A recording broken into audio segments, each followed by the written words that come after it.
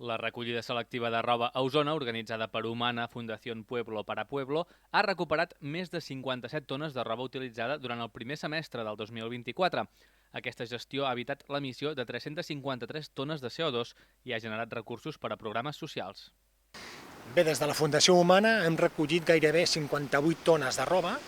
Això equival a 156.000 peces de roba i això és una valoració que només pot ser positiva.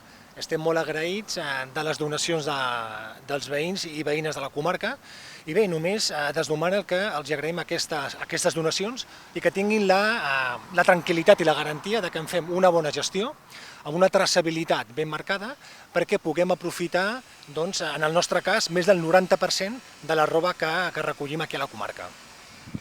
El 90% dels articles recollits han tingut una segona vida gràcies a la reutilització i al reciclatge.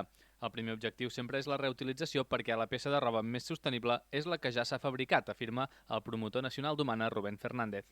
I els recursos que obté amb la gestió de la roba, d'una banda, serveixen per finançar la nostra activitat, per crear llocs de treball, per pagar lloguers, per pagar tota aquesta gestió que implica la roba usada, i els beneficis íntegres es destinen a projectes socials. Projectes socials que sobretot es duen a terme a països amb menys recursos, sobretot a l'Amèrica Llatina, a l'Àfrica i a l'Àsia. A més de contribuir a la lluita contra el canvi climàtic, Humana crea un lloc de treball a Catalunya per cada 18.000 quilos de tèxtil recollit. Els recursos obtinguts es destinen a programes de desenvolupament de països del sud. El primer semestre, aquí a Osona, hem recuperat gairebé 58 tones de roba usada. És una xifra molt similar a la del mateix període d'anys anteriors.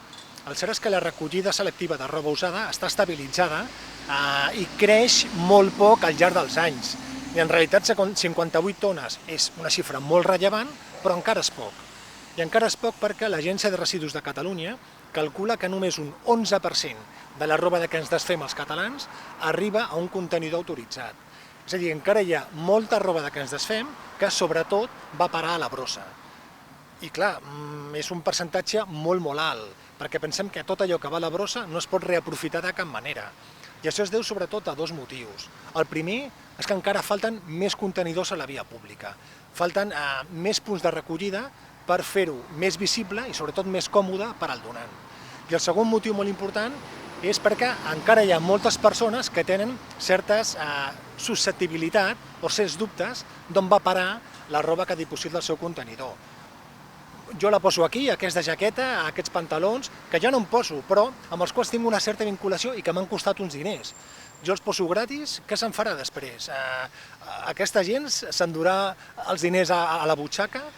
Bé, des d'Humana, com deia, només garantim una bona traçabilitat, que la roba que es diposita als contenidors se'n fa una gestió eficient, una gestió responsable per donar una segona vida i bé, i amb una finalitat social. Els municipis d'Osona on s'ha recollit més roba són Vic, amb 17,7 tones, Roda de Ter, amb 11,2 tones i Sant Quirze de Besora, amb 5,3 tones. Aquestes accions demostren el compromís d'Humana amb la sostenibilitat i la inclusió social.